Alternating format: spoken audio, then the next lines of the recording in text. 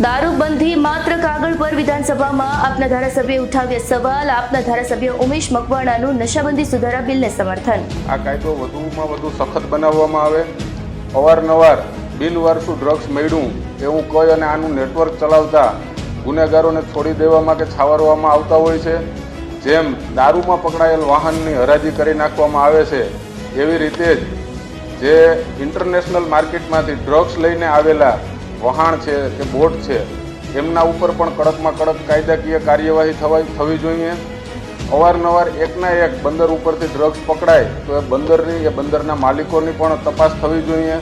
કારણ કે જે પ્રમાણે ડ્રગ્સનો જથ્થો ગુજરાતમાં આવી રહ્યો છે એ જોતાં એવું લાગી રહ્યું છે કે ડ્રગ્સ વેચનારાઓ માટે ગુજરાતનો દરિયા કિનારો એક સ્વર્ગ સમાન બની રહ્યો છે.